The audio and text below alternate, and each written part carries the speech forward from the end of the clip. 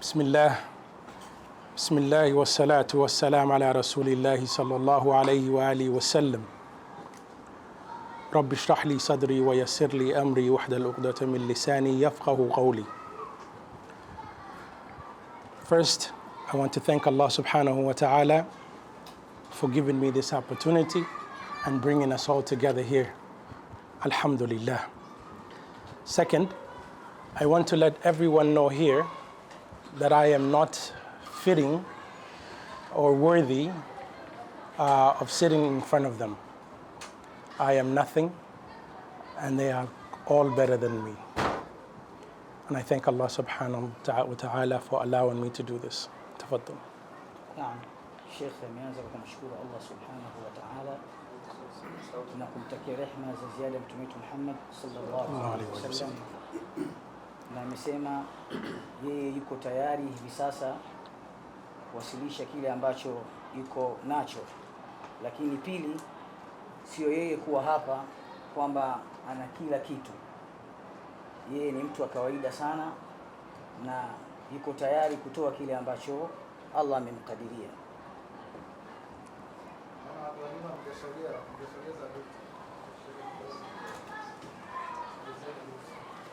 Ahsant. So today I'm going to focus on countering the ideology of the mulhid. How do we counter the atheist, the mulhid? When we meet an atheist who believes that Allah does not exist, what do we do? How do we counter? What do we say? And how do we answer their difficult questions? Leo atazungumzia kuhusu masala mazima ya itikadi katika nchi mbalimbali ambao wanaamini kwamba Allah yeye exist, yani haongezeki, hana upeo wowote ule. Katika mataifa mengi wanaamini hivyo. Kwa hiyo leo mada yake itakuwa ideology, anazungumzia itikadi ambazo watu wanazo katika baadhi ya nchi. So whenever we are having conversation with someone who doesn't believe in Allah, God, you cannot have any other conversations with that person until you first establish that God exists. Hivyo basi kwa wale ambao yani hawaamini kwamba kuna uwepo wa Allah, kuna watu wana establish, yani tunasema wanachapisha hayo maamuzi yao. Why? Because how can you have a conversation with someone who believes that God does not exist, and when you look at the Quran, it tells you about the story of Muhammad sallallahu alaihi wasallam traveling to the samawat. Kwa nini mtu anakuwa anaamini hivyo wakati Mtume Muhammad sallallahu alaihi wasallam ameshayazungumzia haya ndani ya Qur'an? Kuna Mwenyezi Mungu, yeye ndiyo aliyetukuka. So it's important first to establish that God exists. Only then can we have an actual proper conversation. Ni muhimu kwetu sisi kuwa na jitihada za kuweza kueneza kwamba Allah yeye ndiye kila kitu. Someone who doesn't believe in Allah subhanahu wa ta'ala, you cannot explain to them about the jinn, the hereafter. Yoyote ambaye hamwamini Mwenyezi Mungu huwezi kumwelezea kuhusu masuala ya majini. You cannot tell them about malaika. Na wala huwezi kumwambia kuhusu masuala ya malaika. Nor can you use the Quran because they don't believe that the Quran is from God. Huwezi ukatumia Qur'an wakati yeye Qur'ani haiamini kama imetoka kwa Allah. So how do you deal with this person? Je, unaweza ukawa na mtu wa namna hii ukashughulika naye? This person, you have to deal with them in a way that they are able to understand. Mtu wa namna hii unatakiwa uwe naye ili aweze kujitambua kile ambacho wewe utakuja kumpa. So here we apply reason and logic. Kwa hiyo sasa hivi tunabidi tutumie mbinu ambayo itaweza kumondoa mtu huyu na fikra hiyo. So In order to establish that Allah exists, we first need to ask the question, the simple question. Ili uweze kumweleza huyu mtu kwa Allah yeye ndio amekamilika, lazima uwe na swali la kumuuliza. How did we come into existence? Vipi sisi tumeweza kuletwa katika ulimwengu huu?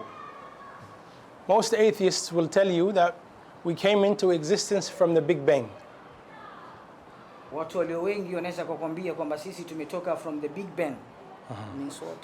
Big Bang is Allah subhanahu wa ta'ala in the Quran, he says that everything was one, okay, and we broke it apart. I forget the verse of the Quran, mashallah. It's the Big Bang. So everything was, there was nothing. Yani kulikuwa hakuna kitu. And then tumekuja kama mlipuko. And then there was a Big Bang. Na baada ya hapo kulikuwa an explosion. Mlipuko. And the explosion created everything. Na ule mlipuko ndio umetengeneza kila kitu. But once they tell you this is their answer to how did we come into existence. Sasa haya ndio majibu ambayo anaweza akakupa jinsi gani sisi tulivyoletwa. But they are not sharing with you, or the question that they don't want you to ask is, how did the Big Bang come about? Kwa hiyo anataka yani kushare na sisi, kushirikiana na sisi tuweze kujua jinsi gani sisi tulivyoletwa hapa duniani. When we read into this topic of the Big Bang, tunapoingia katika mjadala huu from science itself, kwa watu ambao wa sayansi, we find that the Big Bang, wanaamini kuwa hao watu wa science kuwa they found out about the Big Bang and the explosion because of the expanding universe. Wao wanaamini kuwa baada ya huo mlipuko, Allah subhanahu wa ta'ala in the Quran says that we are the ones who are expanding. Allah ndani ya Qur'ani anasema kuwa sisi ndio tulio expand. And so because of this, we find that tumeona kuwa if you go back enough, so it's expanding now, but if you go back enough, it will become small. Kadri unavyoenda katika hilo eneo la mlipuko, basi ndio kadri inavyokuwa dogo. If you go back enough further, it will become even smaller. Na kadri unavyoenda ndivyo utaona kuwa inazidi kuwa ndogo. If you go back even farther, you will find that it's very smaller. Ukienda mbali zaidi katika udogo inazidi kuwa ndogo zaidi. At some point, you will find that it didn't exist. Na katika nukta nyingine unakuta ni udogo mtupu. According to science. Hao ni watu wa science. So you ask the question, tujiulize swali, where did it come from? Imetokea wapi?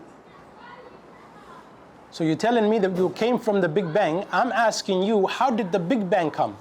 Kwa hiyo wewe utajiuliza mimi nimetokea wapi, hali ya kuwa tushaona kuwa awali mahali ambapo tulipotokea.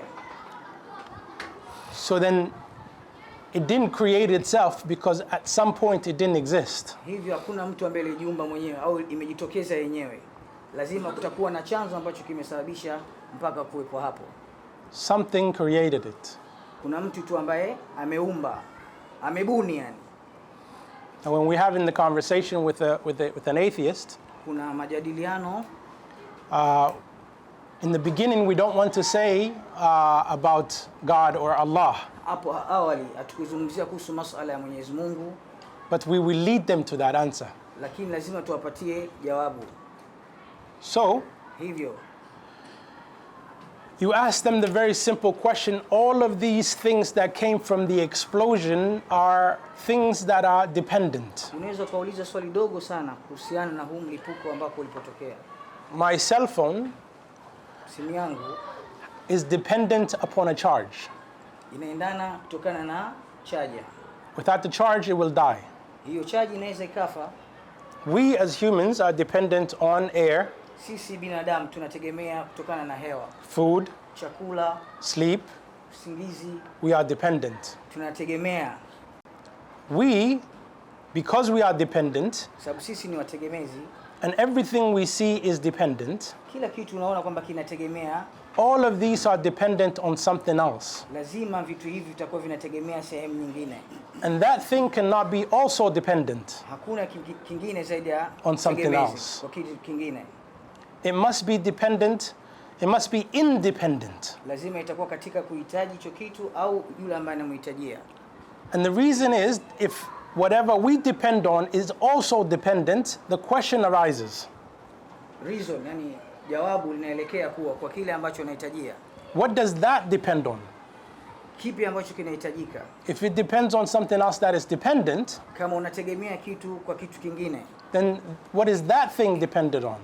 Vipi hiyo unavyofikiria? And so on, and so on. Kadi ya kuendelea na kuendelea. It drives us to what? Absurdity.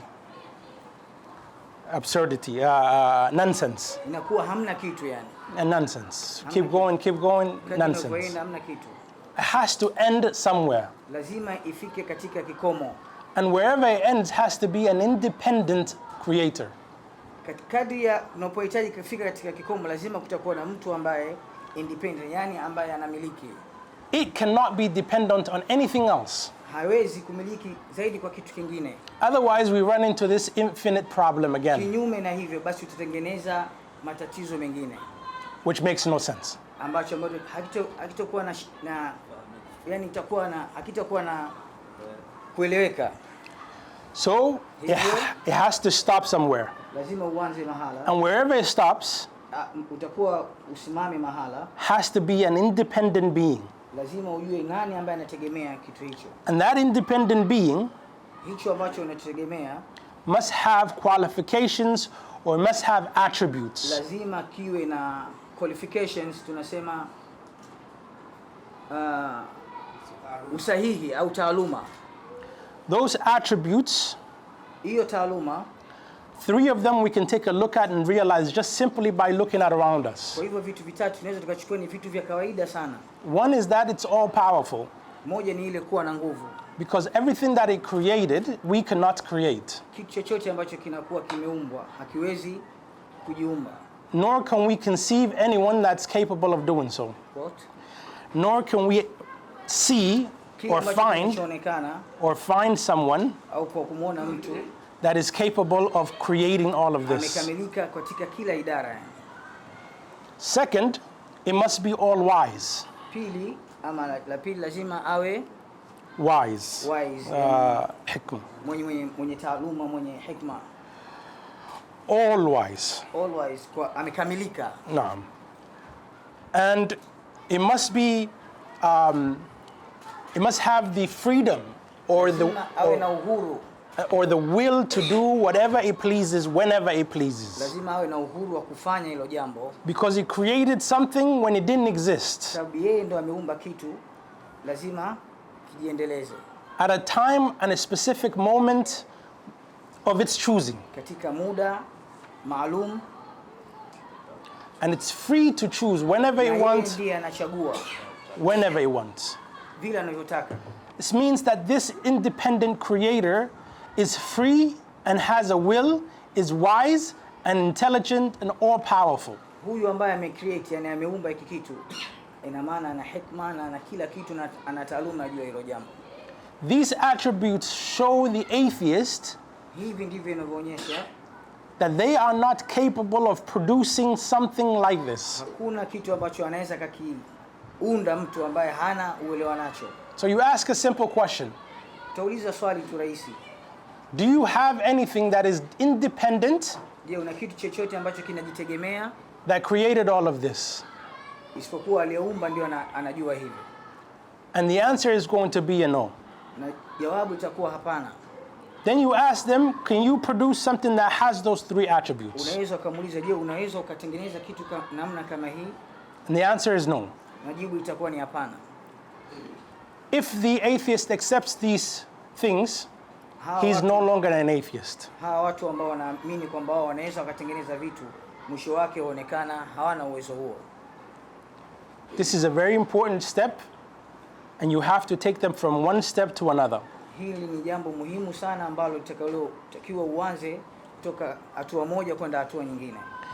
Having this conversation first and foremost, kuwepo na mjadala namna hii, will allow you to go on the offensive.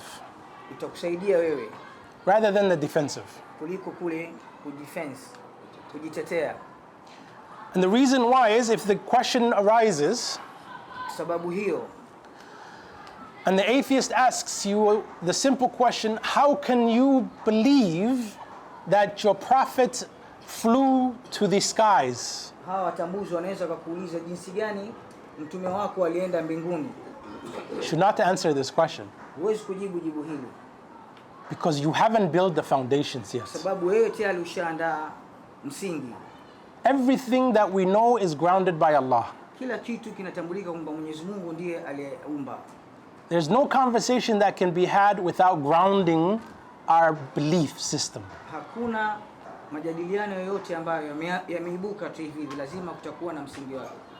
No conversation could be had with this atheist without first establishing that Allah subhanahu wa ta'ala exists. Kuna majadiliano ambayo yanaweza go back, lengo lako, but rather to go forward. Kadri ya vile unataka kwenda mbele. So you have to ask them the simple question. Lazima uulize swali dogo sana. You asked me about a moral issue. Unaniulizia kuhusu habari za moral issues. Tunasema habari za tabia za kawaida. Where do you ground your morals first? Wewe tabia yako imetokea wapi? Lazima utambue hilo. If you're asking me about moral issues, ukiwa unaniuliza kuhusiana na tabia yako, you have to first establish that your morals are grounded. Lazima utambue maadili yako wapi yalipotokea. If they are not grounded, kama hayajatengenezwa hayo maadili, it changes with time. Utabadilisha tu muda. 200 years ago, miaka 200 iliyopita, maybe they married young. Labda walikuwa ni wadogo. 300 years ago, miaka 300, maybe they married young. Labda alioa akiwa mdogo. Your morals change with time. Maadili yako yanabadilisha, yanatokana na muda. It's like the leaf flying with the wind. Ni sawa na jani ambalo linapepea tu. And so how can you ask me about morals if your morals are not grounded? Sasa iweje niulize kuhusu maadili wakati maadili yako yenyewe hayako katika mustawa mzuri? Many people make the mistake of talking to the atheist, and the first thing that they do is they respond in a defensive. Watu wengi wanakosea sana katika made mistakes. They make the mistake of answering and saying, "Oh, the prophet this, the prophet." Watu ambao hawaamini Mwenyezi Mungu, yani wanawajibu, wanakosea katika kuwajibu. Oh, it wasn't like this or it wasn't like that. Mtume alikuwa hivi na hivi. Don't do that. Usifanye hivyo. Ask them the simple question, where do you ground your moral? Waulize maswali madogo sana, wapi umetoa ya maadili yao? He can't answer that question. Hawezi kujibu hilo swali. So then there's no question. Kwa hiyo hakuna swali. Swali makosa. Aiyo. Finished. Imeisha. Alhamdulillah. You will see many people, utaona watu wengi, many atheists, ambao hawaamini uwepo wa Allah. They will scream on TV. Wanaangalia sana kupitia TV. They will say, "Hey, don't do this." Unaweza kukwambia usifanye jambo hili. Or in Africa, something is wrong, don't do this. Labda Afrika kuna jambo hili na hili. Usifanye hivyo. Or this is immoral there. Haya ndio maadili yao. Or something is going on there. Haya ndio yanaendelea huko. In another society. Katika jamii nyingine. So they believe that whatever is happening in those societies, wanaamini yale yanayotokea katika jamii hiyo, is wrong. Wamekosea. How? If your morals are not grounded, ikiwa maadili yako hayajatokea, how can you say anything is wrong? Kwa nini useme kila kitu ni makosa na wamekosea? Some smart atheists will ask you a question. Mtu ambaye anajiona kwamba ni mzuri ambaye haamini, they will say that we can create our own morals. Wanasema tunaweza tukatengeneza sisi maadili yetu. We can create our own ethics. Tunaweza kutengeneza tabia zetu, mwenendo wetu. And we do. Na tunafanya. We live with them. Na tunaishi humo. We have governments. Tuna serikali. We have societies. Tuna jamii. They are functioning. Na inafanya kazi. And there is no issue. Na hakuna tatizo lolote. We have our own rules. Tuna taratibu zetu, sheria zetu. Morals. Mienendo yetu. So this shows that we can create our own meaning. Kwa hiyo sisi ndio tunaweza tukafuata kutokana na maadili hayo. We can create our own morals. Tunaweza tukatengeneza maadili yetu sisi wenyewe. Our own ethics. Au tabia zetu sisi wenyewe. The answer is very simple. Jawabu ni rahisi sana. You do not have, if you are creating your own morals, kama wewe unatengeneza maadili yako mwenyewe, and it's not grounded on an independent creator, na kama hajatengenezwa na mtu ambaye anayamiliki, then it is not objective, kisha hayafanyi kazi, which means that it's not universal. hakika kwamba hayana uhalisia. Well, you and I, we can create our own, what we say is good. Mimi na Sheikh tunaweza tukafanya jambo ambalo tunaona hili ni zuri. What I think is good might not be good with him. Yeye anaweza kaona kwake ni zuri lakini kwangu mimi nikaona sio zuri. What he thinks is bad might be good with me. Mimi naweza kaona kwangu baya lakini kwake akaona kwake ni zuri. In whatever society we live, katika jamii ambazo tunazoishi, those who do not have grounding for their morals, wale ambao hawana msingi wa maadili uliokuwa bora, they can create their own system. Wanaweza kutengeneza mfumo wao wenyewe. But it's not universal. Lakini hauna uhalisia. You cannot go now, take that, and say something that is happening in Africa when you live in the United States, that Africa something is happening is wrong.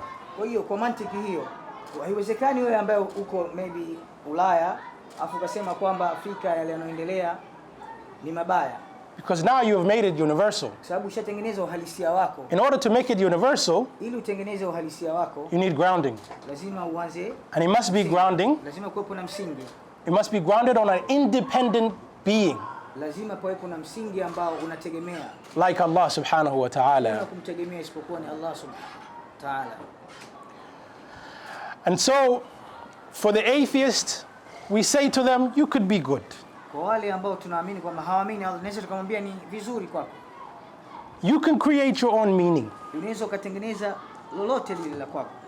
But they are illusory. Lakini umeharibikiwa. Not real. Sio halisi. They are not universal. Na wala haina uhalisia. You can create it in your own society and rule your own society with it. Unaweza ukaitengeneza jamii yako mwenyewe na ukaiongoza wewe mwenyewe hiyo society, jamii yako. But why now stand in front of the TV and talk about people in Africa? Sasa kwa nini usimame au uonekane katika TV wazungumzie watu wa Afrika? People are living their life and they have their own sharia. Watu wanaishi maisha yao na wana taratibu zao na sheria zao, which is grounded on a creator, ambayo imetengenezwa kwa yule ambaye, which makes it independent, kwa yule ambaye aliyeumba. And therefore they are free, independent and universal. Kwa hiyo wapo huru kwa yale ambayo wanaona kwao ni uhalisia kwao. You don't have any of that, so you don't have a good reason to talk about those people. Kwa hiyo hauna namna yoyote ya kuzungumzia watu hao. I can continue. Anauliza naweza kuendelea? Yes. Alhamdulillah. But perhaps maybe we should take questions. Anasema labda tuangalie, tuingie katika maswali kama itawezekana. Maybe the questions will help deal with specific things. Anasema maswali yaendane kutokana na kile ambacho kiko specific, yani kilichokijadili yani. Or otherwise, if you just want me to continue, we can continue, inshallah. Kama mnataka endelee kuzungumza, basi ataendelea kuzungumza. This. Au tatizo la hilo, if you say kama utasema that the only rules to our moral system kwamba hizo sheria zipo katika maadili yao is don't hurt someone, haitomuumiza mwingine, and do whatever you want, nafanya vile unavyotaka, then now you have so many contradictions. Sasa hapo kutakuwa na magongano mengi sana, matatizo mengi. Because it's not created by Allah. Sababu hajaletwa haya na Mwenyezi Mungu. It's created by a human being. Sababu binadamu wao ndio wametengeneza. And whatever a human beings come up with, na kawaida mwanadamu anapotengeneza hayo, will have contradictions. Lazima kutakuwa na malumbano. And so now you ask a simple question. Hivyo unaweza kuuliza swali rahisi sana. This liberalism that you want to deliver to us, hayo maswala ya ushoga unataka kuyaleta kwetu sisi mfano, and you say it's so good, unasema ni mazuri, we have a couple of questions. Kuna maswali mengi sana. The no harm principle, it's don't hurt someone, it's called no harm principle. Muumiza mwingine. What if hata kama someone mtu yoyote yule from the West, kutoka magharibi huko, who has their beliefs in liberalism, yeye anaamini katika masuala hayo ya ushoga, decides, okay, I will follow this rule. Kwa namna nyingine anaweza kusema naweza nikafuata hizo sheria. And they decide they want to have relationship with their sister. Na anaweza akasema uwe na mahusiano yeye na dada yake labda. Na'udhu billah. Yeye mfano wewe unaweza ukawa na mahusiano na dada yako. As long as there is contraception. Hii ni vitu ambavyo vinagongana. And babies will not come. Mtoto hawezi akaja. In your moral system. Katika maadili yako. What is wrong with this? Kuna tatizo gani hapa? No harm. Hamna tatizo, hamna kuumiza mtu. They are doing whatever they are pleased. Wao wanaamua kufanya vile wanavyoona. They are happy. Wana furaha. What's the problem? Tatizo ni nini? What if the same thing they want to do with their mother? Ni jambo hilo wanaweza kufanya tena mama yake. In your sharia, what's wrong with it? Je, katika sheria yako inaendana hivi kweli? Nothing. Hakuna. Nothing. Hamna kitu. Here you will realize hapa ndio utaona kuwa that the system that they want to globalize to us mfumo ambao wao wanauweka watakao tuletee kwetu sisi is corrupt. Umeharibika kabisa. And it destroys itself. Na unajaribu wao wenyewe. And it allows every horrible thing. Na fasha. Na unaruhusu kufanya machafu yoyote. Why would we want this? Kwa nini sisi tunahitaji hayo? We have something that is better than yours. Sisi tuna vitu ambavyo ni vizuri kuliko hivyo ambavyo wao wanavipenda. We have a moral system that is timeless.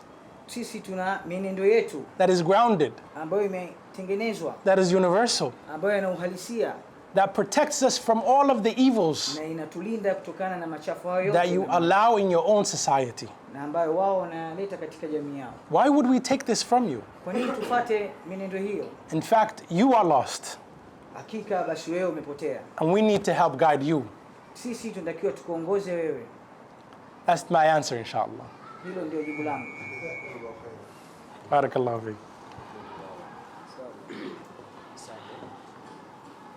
Nataka nimuulize Sheikh hapo. Wanawezaje kulingania katika nchi ambayo inapiga vita Uislamu? Sheikh Hassan Ali asked that how can you making da'wah from the country which they like these situations? The one we just talked about? How can you make da'wah from those countries? Actually, this is the blessing of Allah subhanahu wa ta'ala. Hii yote ni baraka kutoka kwa Mwenyezi Mungu.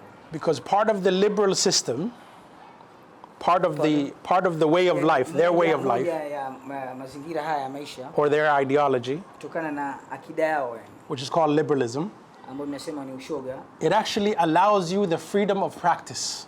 Wao wana uhuru ule wa kufanya, ni kujaribu hayo majambo. Whatever religion you want. Vile vile unavyotaka wewe. Remember the rule that I just told you about.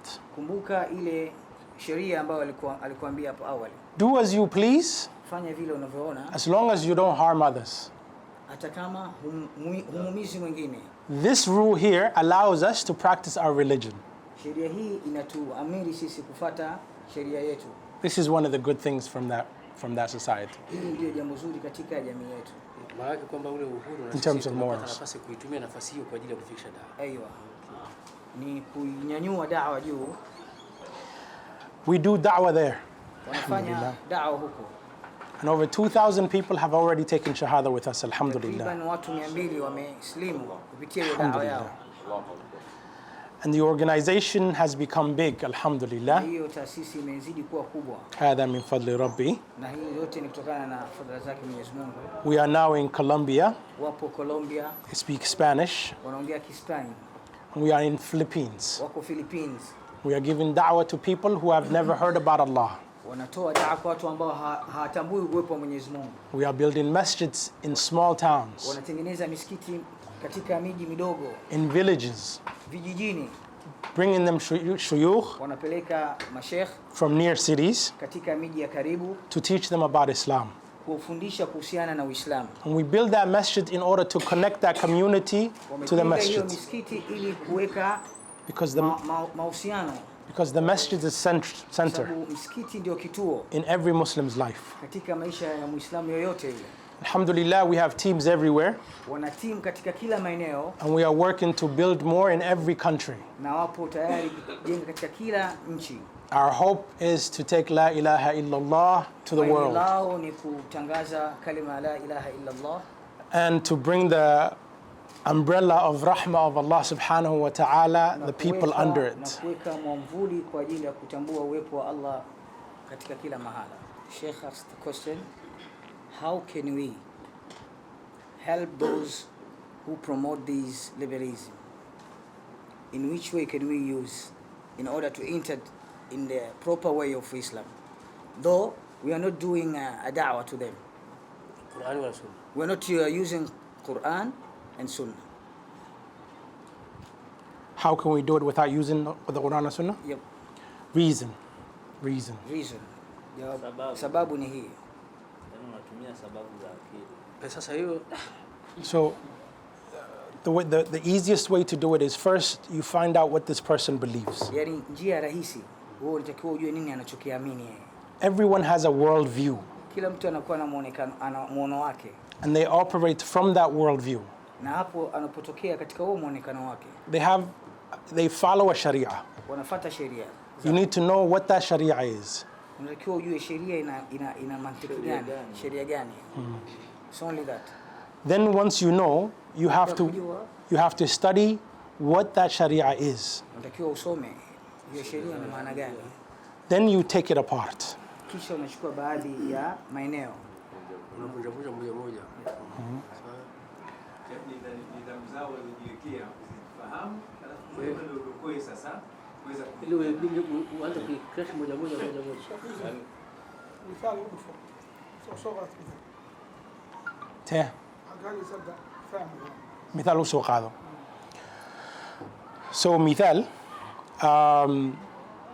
if someone comes to me mfano mtu anakuja kwake and they tell me you should take liberalism, anakuja kumwambia bwana unabidi uchukue masuala ya ushoga wakubali yani, which happens often actually. Ambayo yashatokea hapo awali. A lot of our Muslim youngsters, Waislamu ambao ni wadogo, they live in the West. Wanaishi katika magharibi huko. They grow up in the West. Na wanakuwa huko. They go to school in the West. Na wanaenda shule katika. They watch TV in the West. Wanaangalia TV. They do everything in the West. Na wanaona kila kitu, wanafanya kila kitu magharibini. And the system that the West operates under, na mfumo wa magharibi jinsi ulivyotengenezwa, is liberalism. Ni ushoga tu. And so what we have seen is that many young people will come, tumeona kuwa watu wengi watakuja, and they will ask you a question. Na watakuja watakuuliza maswali.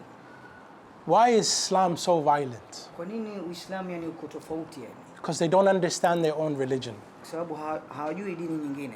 Because they have no knowledge. Kwa sababu hawana elimu. They don't understand that they are operating from a liberal system. Wao they are operating, meaning they are thinking wanafikiri from wametokea yani a liberal system. A liberal system. A liberal moral system. Katika hayo maadili ya ubaradhuli. The liberal moral system is like a glasses. Ni kama glass. If this glasses is blue, kama hii tunaona ni blue, and you put it on, na ukaivaa, you will see blue. Utaona ni blue tu. If I put something in front of you and it's yellow, kama nitaweka kitu mbele yenu kiwa cha njano, you will not see it. Hautakiona. You will only see blue. Utaona ni blue tu. Naam? And so, hivyo, our responsibility majukumu yetu sisi is to take these glasses off. Kumtolea hiyo miwani. So you are able to see. Utakiwa ili aweze kuona. Understand? That's our job. Hiyo ndo kazi yetu. As da'is. And so many people will come to you. You have to ask them, what system are you operating under? Mfumo gani ambao nyinyi mna? In other words, what glasses are you wearing? Aina gani ya miwani ambayo umevaa? And what color are they? Na rangi gani? Then you will understand what moral system they are operating under. Kuwa maadili yao yapo katika mfumo gani? Then your job is to simply and easily and respectfully kazi yako itakuwa ni rahisi na yenye take them off. Toa tu ile miwani. Da'wah is with hikmah. Da'wa ni kutumia hikma.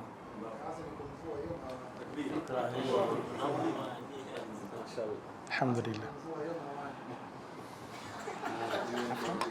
So this is the ideology of the Western countries. This is the ideology of the Western countries. They operate from morally, ethically, they operate from something called liberalism. And liberalism, in Islam we have the 5 pillars, yes? They have one pillar.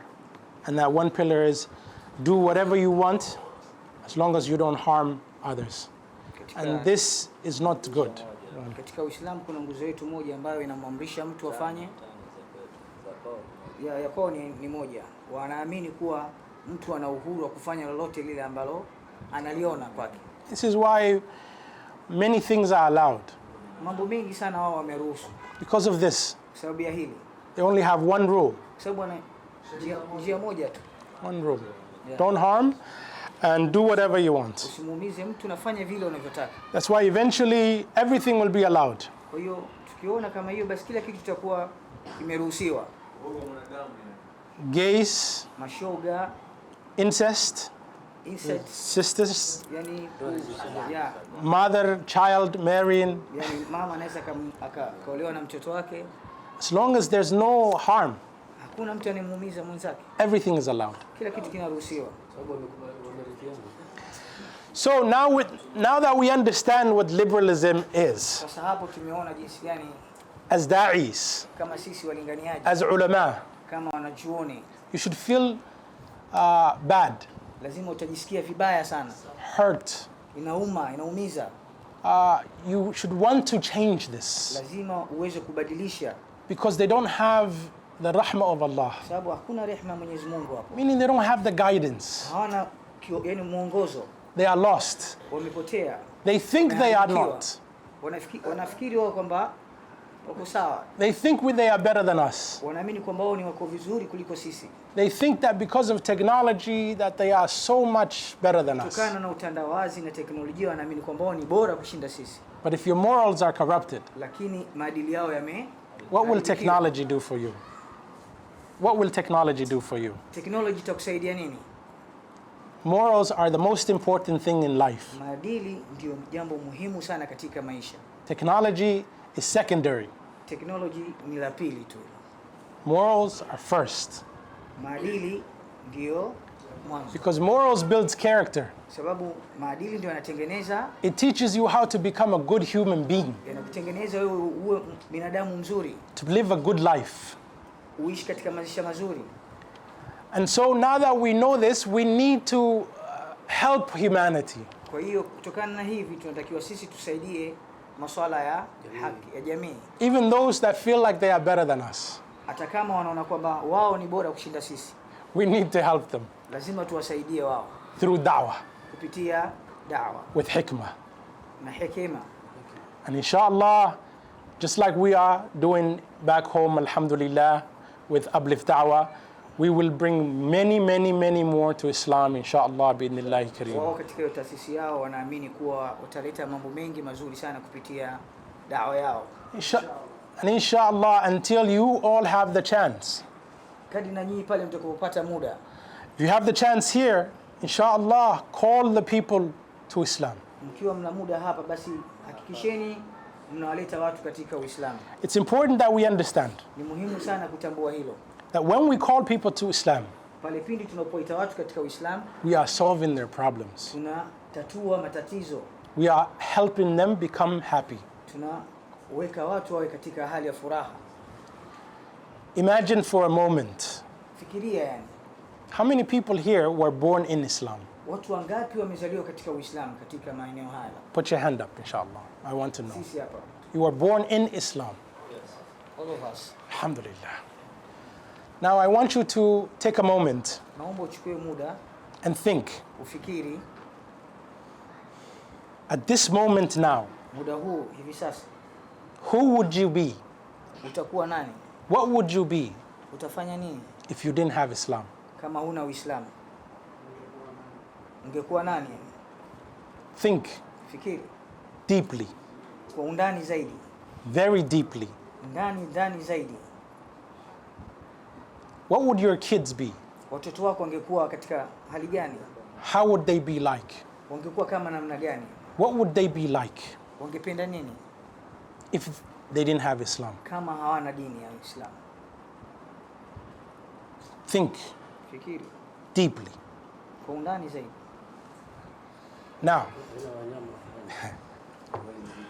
Now, Hivi sasa if this makes you feel something, kama hivi na kuonyesha wewe jinsi gani unavyoumia, then that feeling you feel, vile ambavyo wewe unavyofikiria, you should want to change it for someone else lazima utahitaji kumbadilisha mtu mwingine who's living in that situation ambaye anaishi katika mazingira ambayo that you just thought about, wewe unayafikiria, that you would never want, ambayo hukuyahitaji, but they are living in it. lakini wao wanaishi katika mazingira hayo. We see them every day. Tunaona kila siku They are running towards the hellfire. wanaelekea katika shimo la moto. Shouldn't you grab them and say, come, Wakamate na watoe huko with hikmah? kwa hikma. Sometimes we forget, Mara nyingi tunasahau as da'is, kama sisi walinganiaji, as ulama, kama wanachuoni, that Allah subhanahu wa ta'ala will ask us. kwamba Mwenyezi Mungu atakuja kutuuliza. These people lived with you. Hawa watu mnaishi nao, They walked around you. wako karibu na ninyi, They lived around you. wako karibu na ninyi, They were your neighbors. ni majirani zako, You walked by them every day unakutembeleana nao in their shops. katika maduka yenu. How come you didn't tell them about Kwa Islam? nini huambii kuhusiana na Uislamu? Imagine, Fikiri in front of Allah, mbele ya Mwenyezi Mungu, Allah asks you, Allah atakuuliza wewe, someone who lived next to you, mtu ambaye ulikuwa unaishi naye jirani yako, who you've never talked to Islam about. hujawahi kumwelezea kuhusiana na Uislamu.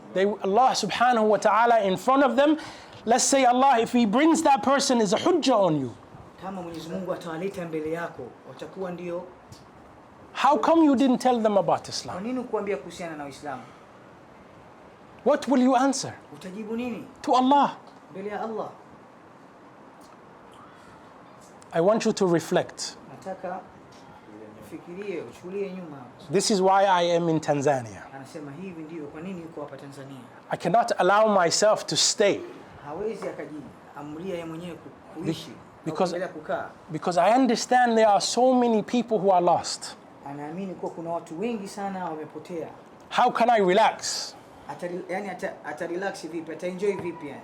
Atajiachia vipi yani? when I know there are people living in the situation that I asked you to reflect on? Anaamini kuwa kuna watu ambao wanaishi katika mazingira ambayo sio mazuri.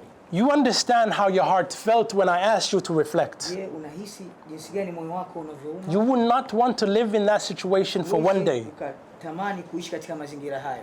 but people are living in it all around the world. Lakini watu ndivyo wanavyoishi katika ulimwengu wote wa dunia. I am no different from you. Mimi sina tofauti na ninyi. I'm only someone who decided I'm going to do something.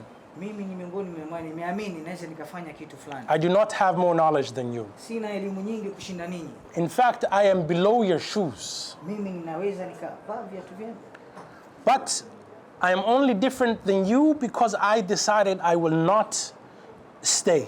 Nipo tofauti na nyinyi kwa sababu I will not rest siwezi until I reach the corners of the world with La ilaha illallah. mpaka nitazunguka maeneo yote ya dunia kwa kalima la ilaha illallah. And what I am doing, any one of you can do. Lile ninalolifanya ninyi nyote mnaweza mkafanya. Because in reality, it's not me doing it. Katika uhalisia sio mimi ninayofanya. Only I bring the intention. Na kuwa na tension. Nia.